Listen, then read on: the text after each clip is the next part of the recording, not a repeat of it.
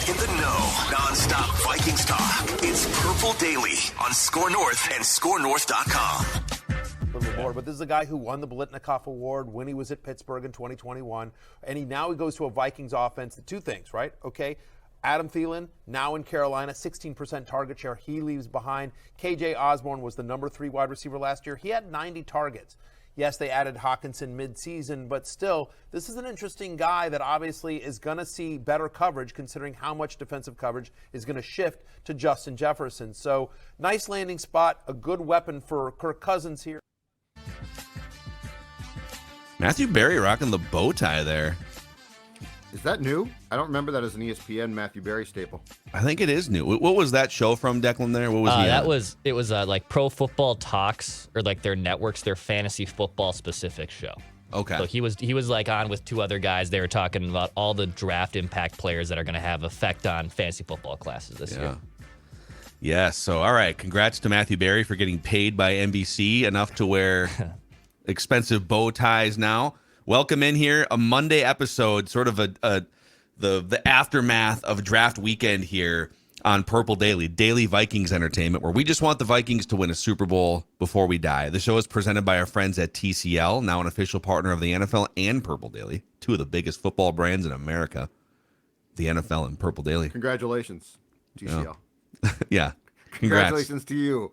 Well, it's a coup. You're honored to be part of Purple Daily.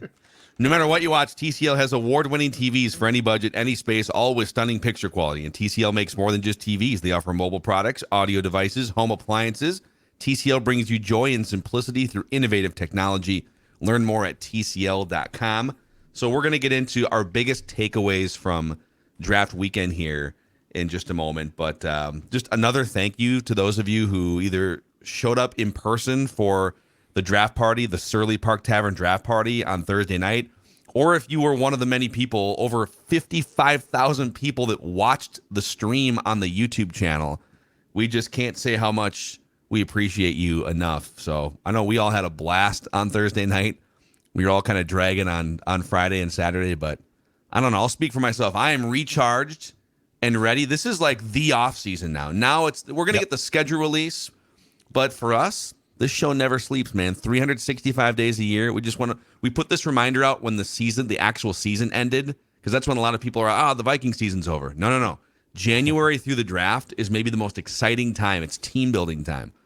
But now that they've crafted their roster, we've got the schedule coming out next week. We've got 10 different offseason practices happening in May and June, and we were all texting and emailing yesterday. We have a bunch of fun theme weeks planned from now until training camp that will sort of unveil one by one. So we are pumped for, I guess, phase 2 of the offseason here starting today. And May starts the OTAs, the rookie minicamp, which is right around the corner. The mandatory minicamp, when if guys don't show up, all hell breaks loose. Football. The other thing, too, is don't forget, and I feel like it's more probably the case this year than it has been previously, but with the way things are going, the roster is a whip. It is a work in progress. Oh. Because Dalvin Cook, we still don't know. Daniil, we don't know. Za'Darius, we don't know. There's some big names there. So it's a very interesting, we're about to embark on what's going to be, I think, a continued evolution of where things go, including the Kirk contractual situation. Yes. And we might touch on some of this stuff in today's episode. We're going to dive even deeper throughout the week on some of the things, basically, what next now that the draft is over. But let's go around the room here. I want to lead you guys off with the biggest takeaway from the weekend.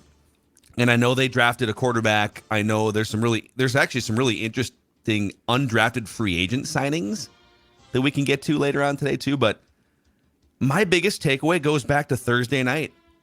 I love the Jordan Addison draft pick. And the more I consumed throughout the weekend, like I spent time listening to Steve Smith on the Underdog Fantasy podcast yesterday. Steve Smith is one of the best wide receiver breakdown guys. First of all, he was one of the best receivers in the league.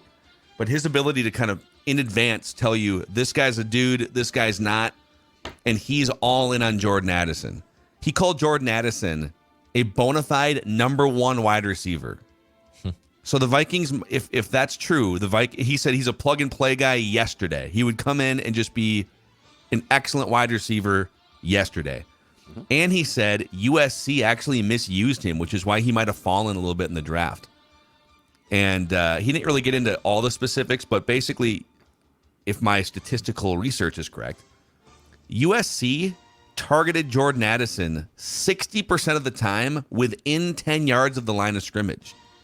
So a lot of short stuff, a lot of design screens, just really short behind the line of scrimmage or 5 yards out, 10 yards out.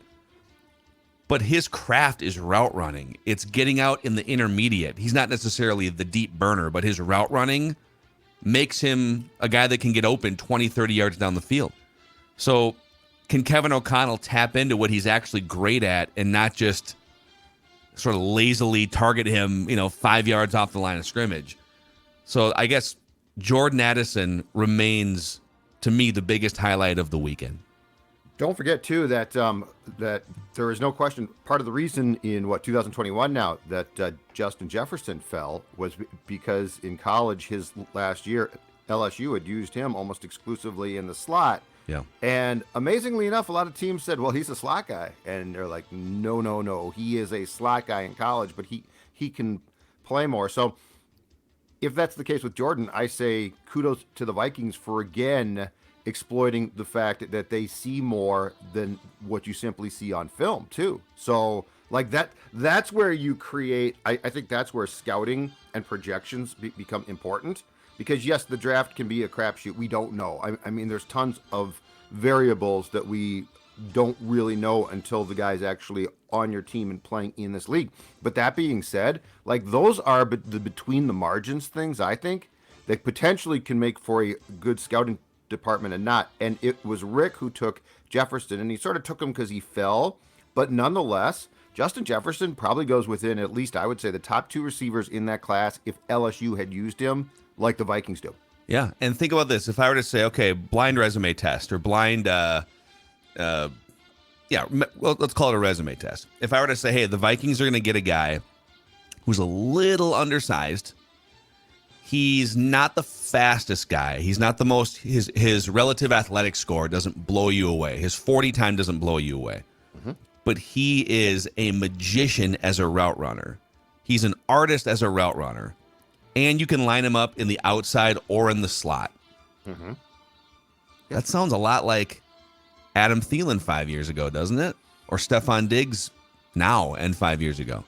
So could it be that if this thing pans out, the Vikings, just like they did with Justin Jefferson replacing Stephon Diggs, that they just replaced Adam Thielen with Adam Thielen, but in his prime or before his prime, right?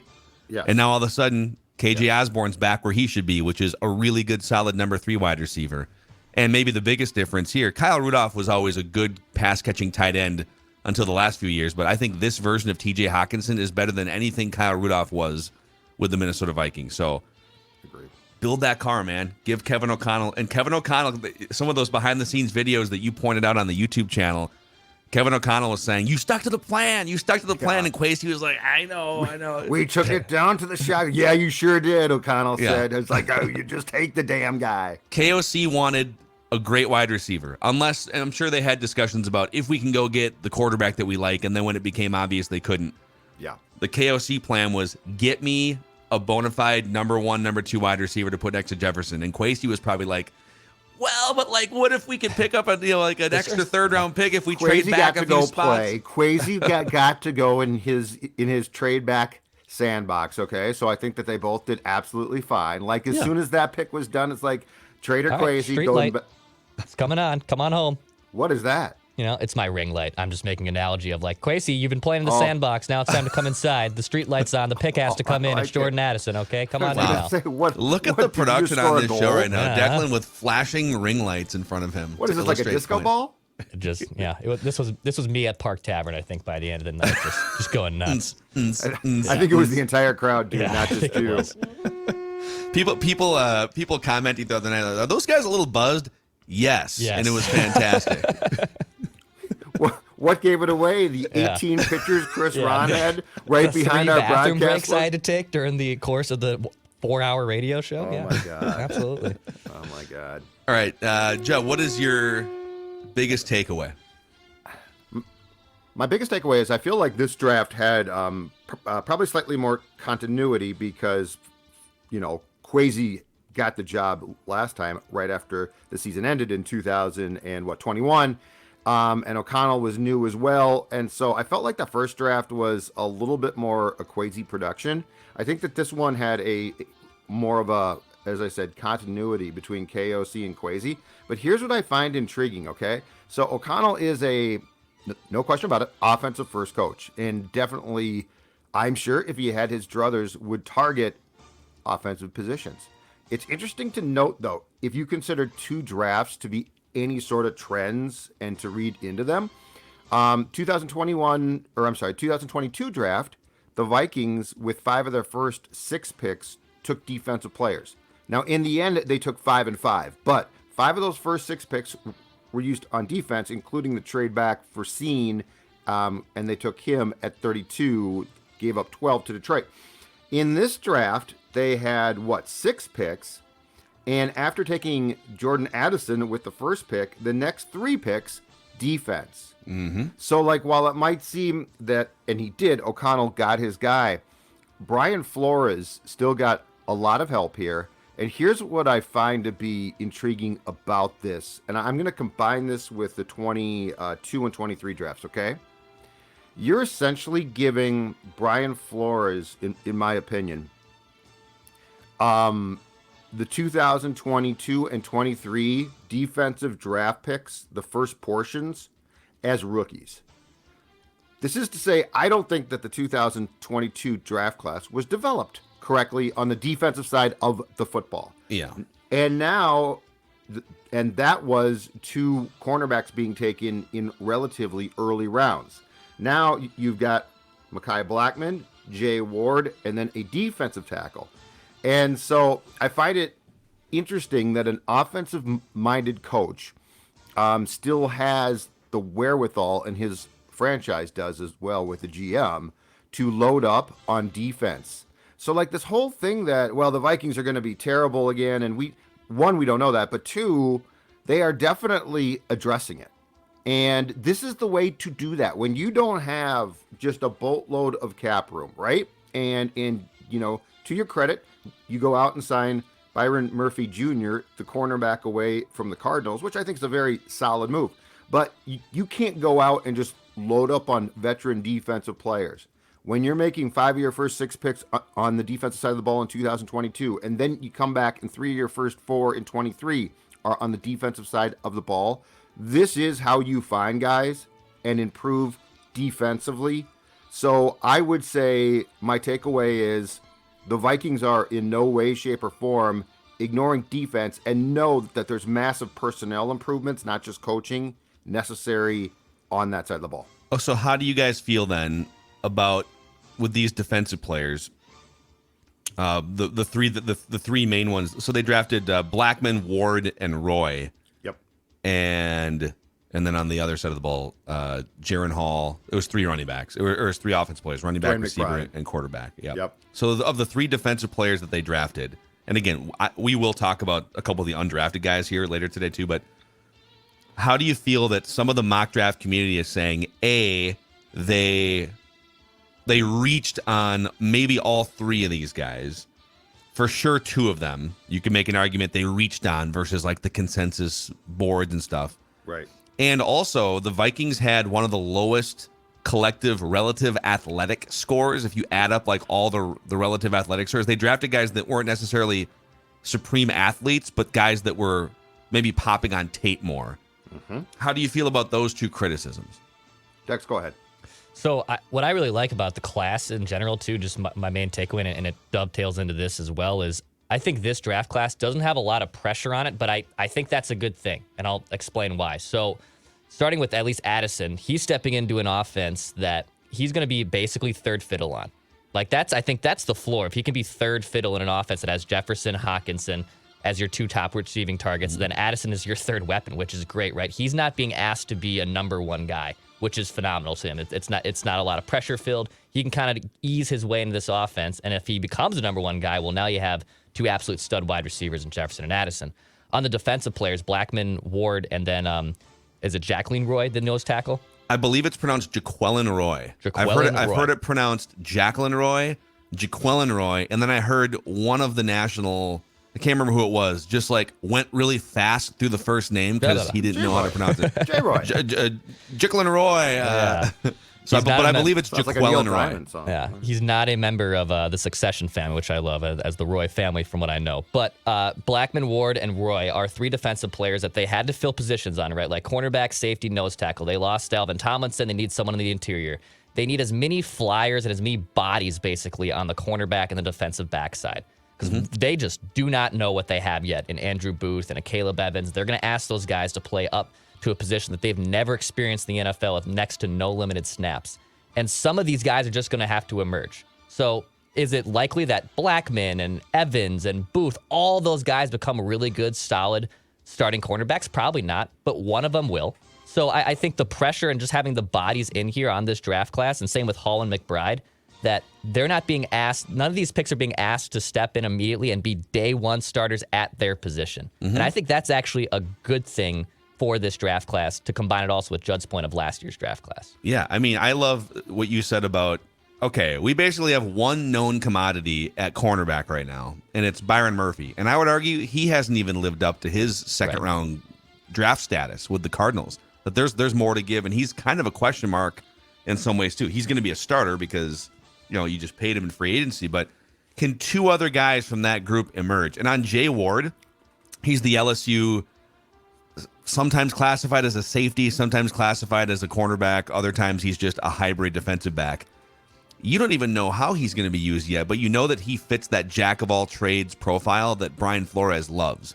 This dude played last year for LSU 178 snaps as an outside corner, 230 snaps in the slot, 108 snaps in the box as a safety, and then 104 snaps at free safety.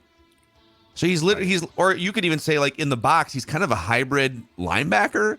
So he's a guy that you can put. Now, I don't know if you're going to feel comfortable putting him in all those different positions in the NFL, but a couple of the scouting reports I read said, listen, worst case scenario. So he's kind of a leader, heartbeat guy for LSU, and he can move all over the field. In the NFL, worst case scenario, he's a special teams ace, and you just replace Chris Boyd, right? So I love it. In fact, I did pull up, if you guys are interested, the NFL.com scouting reports on a couple of these guys. Okay. If you want to hear about their pros and cons, their football-y pros and cons. Sure. Yeah. Let's start with Jaquan Roy, the interior defensive lineman from LSU, who, by the way, one of the better interior pressure guys in college football. I believe he had about 60 pressures over the last 2 years from the interior as a 6'3", 305-pound defensive lineman. His strengths: he can play unusually high snap counts for interior defensive linemen. First step and first hands are quick. Gains instant arm extension with powerful punch. Football. All right. Keeps eyes peeled into backfield for the football. Slide quickness to slap and slip around the block. Football. Oh, man. That's right. They said that about Judd, too, in junior high football. Slippery. Once upon a time. Lateral agility bolsters tackle range. Relentless effort. Charges outside edge to set up inside rush counter. Clubs aside single blockers as a power rusher. Football. All right. What about the bad, though, with Jaquan Roy? Below average lower body bend. Ditto. Can't consistently anchor as deeply as teams might like. Will give ground to drive blockers with leverage. Oof. Football. Won't do that. Needs to play with inside hands to protect his frame. Way too upright with his swim counters. Football. Yeah, he sounded like a guy that Flores probably thinks he can fix a lot, but I think he is a developmental type of depth roster guy in 23. Yeah. So are they making a swimming analogy when they say swim counters? Like, is that analogy to swimming, or are they saying like he's how like he's a swim, like goes like a swim move? the counter? Swim move, swim counters. Very so curious. when his swim move gets countered, he's way too upright. I don't So know. like Well, a breaststroke in there? Or is it like a back? That's what I'm just trying to figure out. What are we working It's more of a sure. project thing, my man. It's more of a project thing. It's going to have to be work done. There'll be a work in progress. Makai Blackman, by the way, could be a hidden treasure here. It kind of depends. Some of the measurables maybe didn't stack up, and that's why he fell. He had the second highest coverage grade, according to PFF, of any drafted cornerback last year. Devin Witherspoon was the only cornerback among the drafted college cornerbacks that had a higher PFF grade. He had only 2 missed tackles all year, which is insane. Like, the guy played a full schedule for USC, had 2 missed tackles all year, and he doesn't avoid tackling. We're not talking about a physicality, like a Deion Sanders situation here. He's got some physicality to him. Now, if he turned into Deion Sanders, I would be fine with it. But yes, he has physicality to him. And then in man coverage, Makai Blackman last year, he was targeted only 18 times in man coverage. Now, I don't know, maybe they were running more zone scheme. That's a question for Thor. But in the 18 times he was targeted in man coverage, only 4 completions out of 18, 9 yards after the catch. So you're Flores, you're looking for versatility, toughness, guys who can hold up in man coverage. Guys who can tackle on an island, right? Makai Blackman fits that category. See that, and so here's the thing about what it's pretty clear, at least to me, in this draft, that the Vikings draft philosophy has become. Because first of all, I don't believe for 1 second that like Kwesi is saying, I got to draft this guy, I got to draft that guy. He's got experts there, right? Like, he's the guy who tries to trade back and maximize the value of said picks, which he definitely is doing. That's him. But as far as the actual selections, and this is why Donatel, the 2022 draft class might be dicey. We don't know. Because if Ed was the guy, let's just say, in retrospect, I don't trust Ed. But with Flores, he was definitely dictating that Kwesi, when he did make the picks, was drafting guys he liked and that are going to fit in. Which is why I'm curious if Blackman and Ward at the corners are going to have an edge on Evans and Booth, because those weren't necessarily Brian Flores' guys. Like, there's a lot of interesting things here. But I do think what we're seeing is a definite GM working the draft board and the draft system, but your coaches are having a very strong, which they should, influence. And, of all the things that we criticize and try and first guess here, I think the draft, just across all sports, might be the toughest. The Eagles get an A+. Well, and our guy, Okay. our guy Thor, who we're going to talk to on Tuesday, gave him a D+. I know. Like, he hated their draft. So it's very Negative. interesting here. Well, I just don't know, because we don't know enough about what the skills are going to be, how they translate, what guys are going to be like once they get coached up. I will say, on Addison, to me, it's a huge thing, assuming he is telling the complete truth here, that he considers, his route running to be an art. Like, that's his blank canvas. Because if that's the case, that's enormous. Because you can have, we've seen this, you guys. You can have all this skill in the bleeping world. You can be a phenomenal, your RAS can be off the RAS chart. And Cordero Patterson, man. And you can jump higher than anybody. But if you can't operate within the confines of the schemes, that creates problems. Well, also, and I'm really excited to do the Thor episode tomorrow and today on the all-new Purple Daily on Draft. Conflicting strong opinions between Tyler Fornes, who's been stumping for Jaren Hall to be a Vikings quarterback for like 2 years. He's been texting us about it. Yep. And then Thor is out on he's not out on Jaren Hall, but he doesn't think Jaren Hall has any real chance to be like a Kirk Cousins successor. Right. Those guys disagree on this. Declan's going to be the ringleader, so find that episode today. But I think when you're trying to grade out, this team got an A or this team got a B, or this team got a D, and the Vikings are not really widely considered a team that got an A or a B in this draft. There's a lot of people that are kind of like, I feel like they might have reached for Makai Blackman, etc. You're mostly going off of consensus big boards, right? Here's where 500 mock drafts had this player valued at, or here's where PFF had this player valued at, right? But if the Minnesota Vikings had Jordan Addison as the 8th best player on their board, or they had this Dwayne McBride, like they said, as a starting caliber running back, and they wind up getting him in the 7th round. Well, that's great then. If based on their board, if they feel like, hey, Makai Blackman is a starting cornerback. Can't believe he's still here. Wow, let's take him, right? Then it's an A or a B for the Vikings, and we really can't grade these until 2025 when you find out. Right. But the grades are based on process. Did you draft premium positions that you need? Did you reach too far according to the consensus big boards, right? But like, who knows?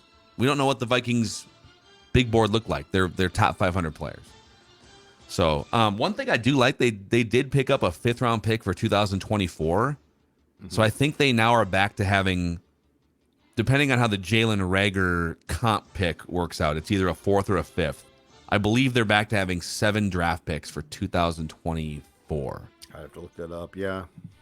So, and then obviously there's a whole, I think we'll probably do a deeper quarterback conversation at some point, maybe tomorrow or Wednesday, because they ultimately didn't find an ironclad successor to Kirk Cousins. Kwesi had some interesting things to say about kind of where they stand with Cousins, but that's probably worth a deeper full episode at some point here.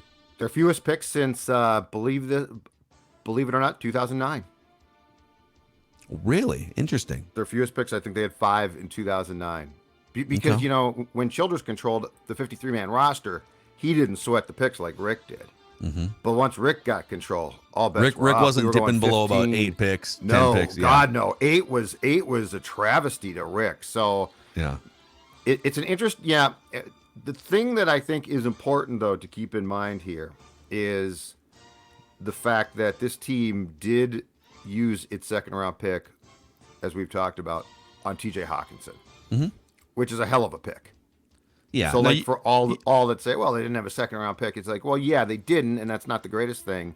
But that trade, you would go back and make every single time. you could argue though that but a couple years before that they drafted a combined 28 players or something, and only like 4 are relevant starters for you. So maybe if you would have found a tight end or something else, you wouldn't have to trade a 2nd round pick.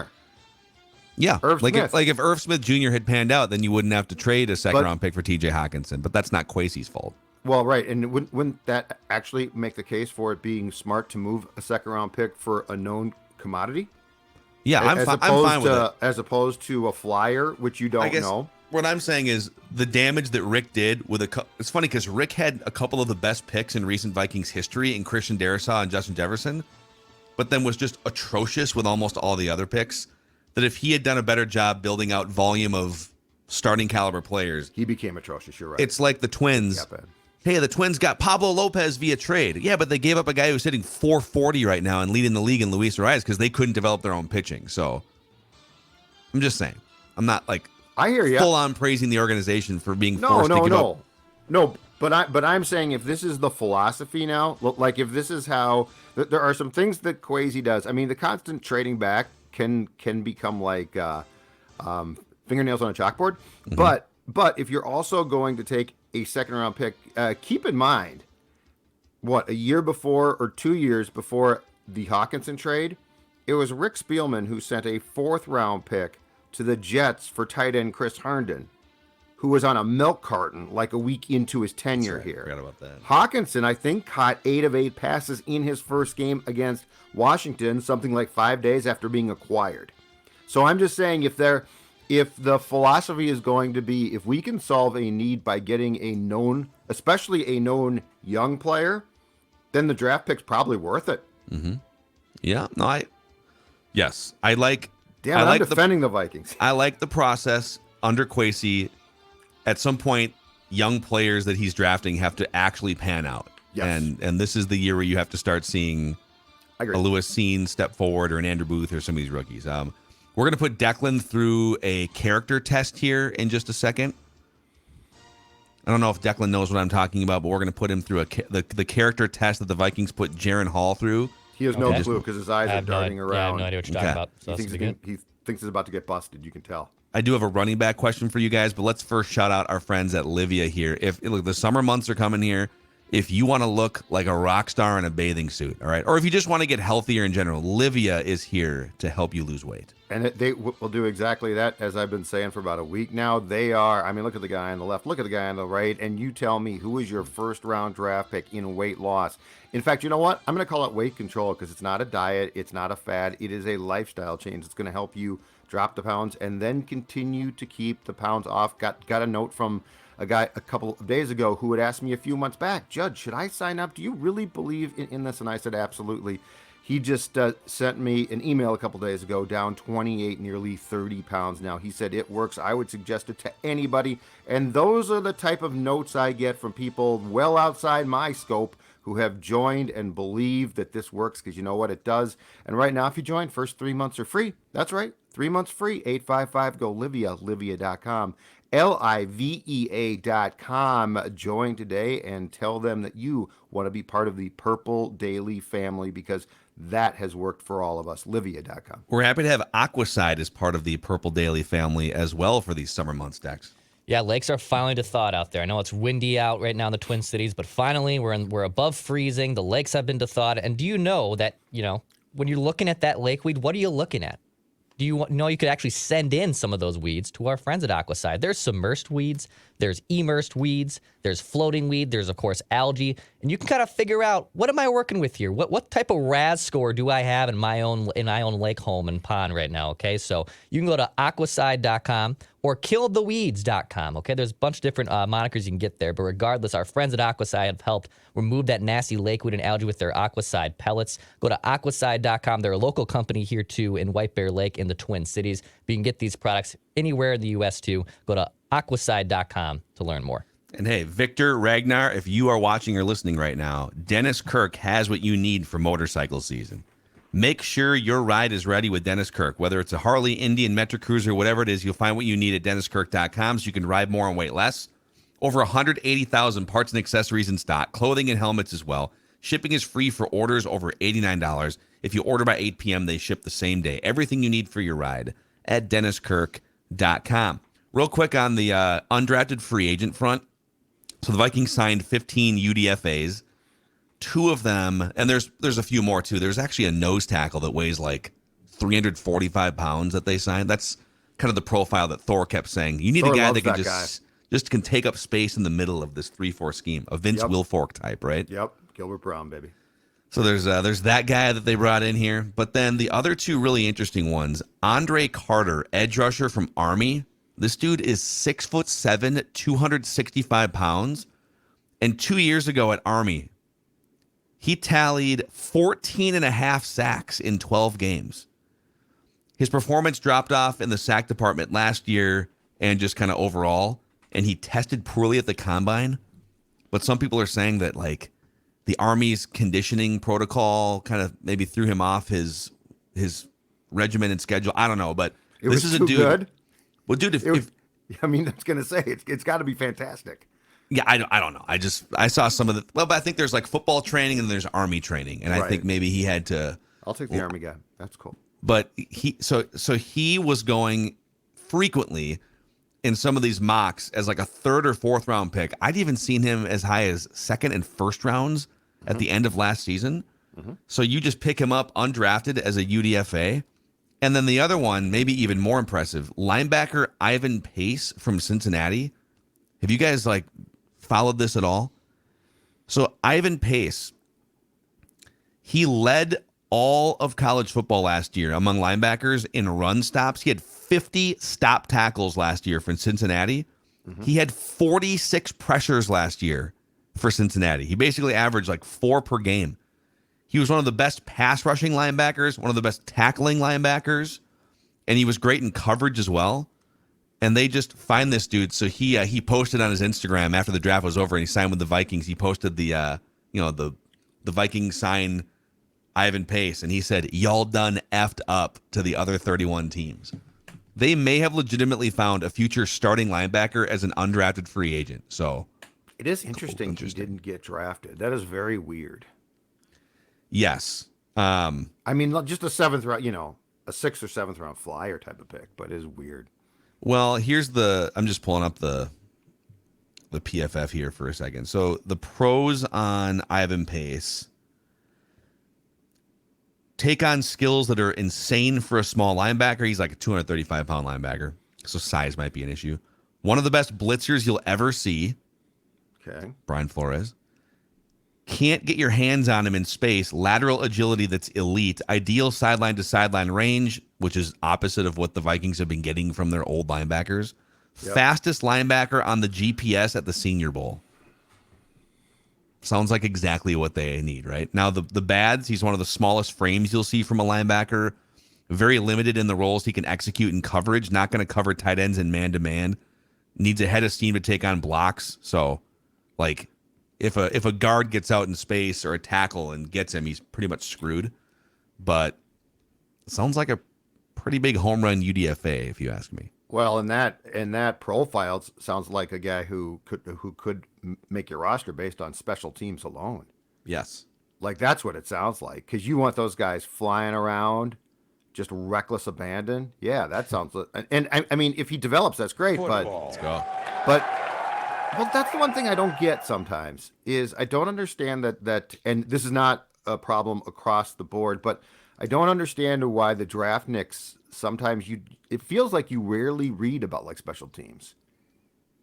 Yeah, because it's just kind of a bunch of anonymous guys, but yeah. No, but I mean, it's because I think of all positions, of all jobs, that job can sort of suck. Because, I mean, basically you just get whacked. You know, it's not simple.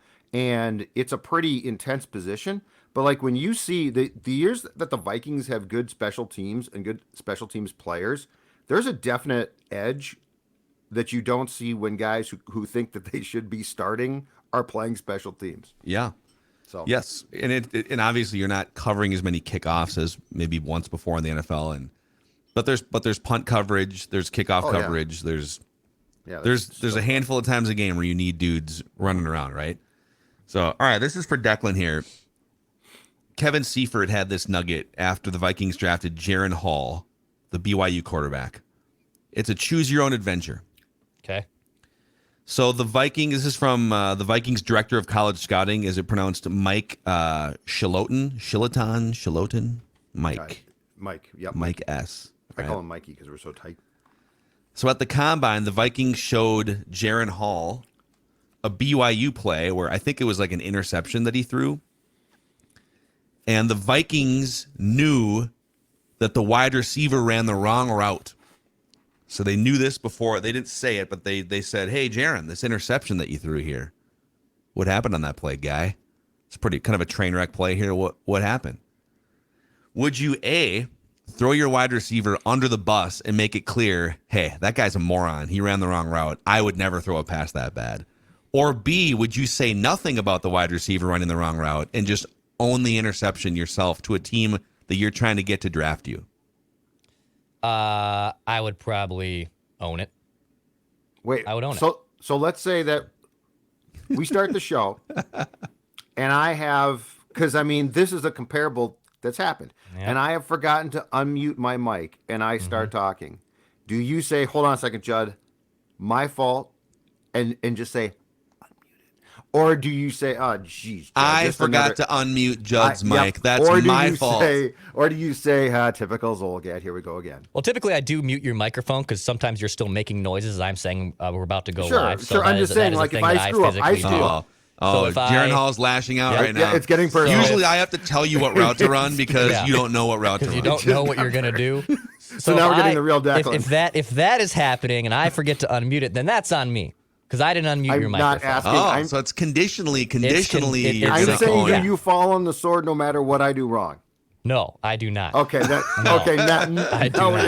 Now we have our answer. So Jaren Hall chose option B, which is so all he was willing to say is, I have to make that play right. I have to be better on that play, is what he told the Vikings. And the scouting director said, we were trying to give him a chance to say the wide receiver was wrong, but he didn't. He didn't take the bait. It's like the $100 bill on the back of the playbook in draft day.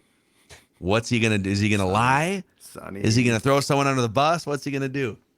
So that's all I need. I don't care about his measurables. Do you care about the he's fact a Hall that of Famer. He's a Hall of Famer in my book. Just a developmental guy for probably 2 or 3 years. Do you care about any of that? No, I think he's a made man because he has character. So one more quick thing, and then I do have a mock for you guys too. But do you think the drafting of Dwayne McBride the running back who ran for 1,700 yards for UAB on 7.5 yards per carry. Does that signal, not just because of him, but because Alex Madison and Ty Chandler and this guy, is Dalvin Cook gone in a month? June 1st? I think he's gone, but I don't think it's because of this. I just think he's gone because I think the Vikings, again, I think when the Vikings originally went into severing ties with Cook, that they thought that they could probably get a higher draft pick. It turned out to be probably a 5th round pick. Unfortunately, like the Dolphins, who they talked to about this, I think the Dolphins might have said, well, wait. We're not going to take his contract. So, like, release him and we'll sign him. Like, that contract. I mean, I think Dalvin Cook is overpaid for anyone to take him. The more I looked at McBride and how he profiles, so he ran for a zillion yards, but he can't really block yet. He's got some definite issues. I think he's a practice squad guy. And I think he's very much Ty Chandler, that type of guy. But I think Ty Chandler now is going to be, if we're looking for a guy to play behind Madison, I think it's Ty Chandler right now. Yeah, an extra year in the system, Yes. soaking things in. Yes. I agree with that. But you I have do have options one thing now. to say about Hall, though, because I've been giving this thought just quickly. You know what I think? So, yes, we can debate Hall, and, could Jaren Hall replace Kirk? No way, developmental, and who knows? So that remains to be seen. But you know what I think is so intriguing about this pick? It's Kevin O'Connell. What can Kevin O'Connell do here? Like, to me, this is not about the kid, because the kid might be good, he might suck, who knows? He's a 5th round flyer. Let's, calling a spade, 5th round picks are flyers. Hopefully they develop, a lot of them don't. But don't you guys think that this is actually like the first very interesting test of O'Connell, who, by the way, I don't expect to fail here, but I don't know what the results are going to be. I think the interesting test is Kevin O'Connell getting his hands on a kid with talent, but literally a piece of clay. Like, this is what excites me about this pick. It's not the kid as much as it's the test of the coach who was brought here, specifically in part to work with kids like this. But I think we should have limited expectations here, and Agreed. that you're not drafting. I think Jaren Hall is really intriguing, but there's a reason why he was available in the 5th round. And so for that, I think, yeah, like, if he becomes a backup, that's probably your main goal here. If he becomes something other than that, if he becomes a Russell Wilson or a Kirk Cousins, one of the rare guys in the middle rounds that becomes a franchise quarterback, awesome. So I am also curious to see what Kevin O'Connell can do with him, but I'm not gonna bury Kevin O'Connell if Jaren Hall is off the team in 2 years because he just can't hack it in the NFL, I guess. It would be nice to see a higher profile ball of clay at some point. The sad thing with Kellen Mond was when he went off the tracks completely, it didn't surprise you, unfortunately. It's like, well, yeah, he had a coach. I mean, the poor kid played, 3 snaps against the Packers and got savaged? And the head coach didn't care about him, and the offensive coordinator was in save your job crisis mode, right? Right. So he's going to work with Cousins. So I'm far more curious now because I think Hall is being put into an infrastructure in which he's got a fighting chance. And Kellen Mond probably stunk. That's not the point. The point is, did you do anything to help him? And the answer from that previous administration was absolutely not. Yeah. Okay, boys. I want a mock!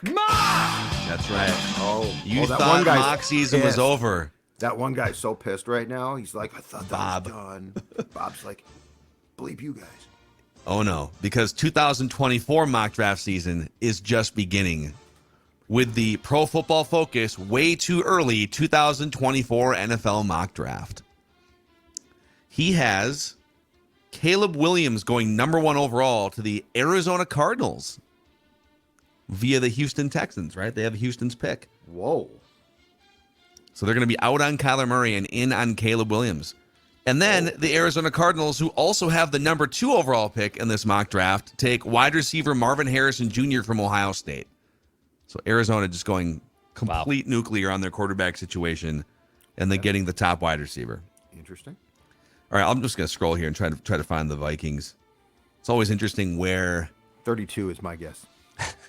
I'll start at 32 and go backwards. Oh, I found them in the exact spot that we probably figure. 21st.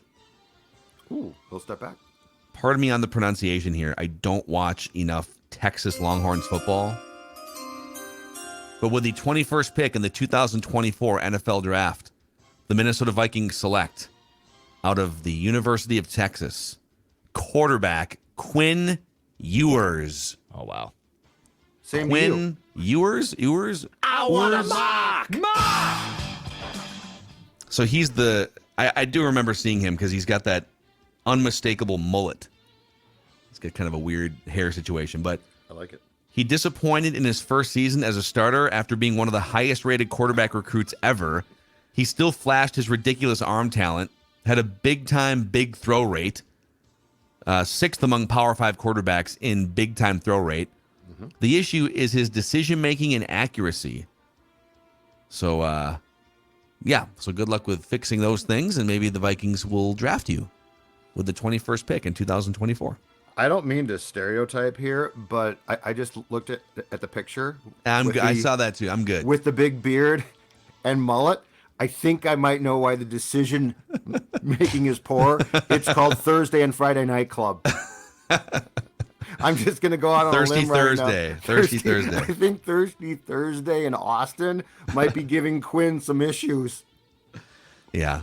So, there it is. That's the way too early 2024 Pro Football Focus mock draft. Who took Drake May? Whoa. Drake May fell to 5, actually, where the Tampa Bay Buccaneers picked him up. Okay. So much of this is going to depend on, are there quarterback needy teams drafting in the 1st, 2nd, 3rd, 4th spots, right? Yes. I'm not sure Tampa Bay is going to fall to 5, to be fair. I They think might Tampa be drafting Bay one or two. I think Tampa Bay might be awful. That might be how they are planning it as well. So Yeah, I wouldn't have a problem with that. So there you go. That mock presented by our friends at Federated Mutual Insurance Company. Federated, like a great offensive line for your business. By the way, if you are a young business owner, if you're a next generation business owner, maybe taking over from like a family business, or if you're just a next generation business leader high up at a company, Federated Insurance is here to help you. You can find out which industries they support and specialize in at federatedinsurance.com. See if your industry fits, and it might be a great partnership for you. Federatedinsurance.com, where it's our business to protect yours. All right, so we're throwing each other under the bus a little more than Jaren Hall is, and that's okay. I love how sometimes self-preservation is necessary. Jaren Hall and I are one and the same, but that's Same guy. Zolgad. What an idiot. Conditional character among the three of us here on Purple Daily. Daily Vikings entertainment. We just want the Vikings to win a Super Bowl before we die.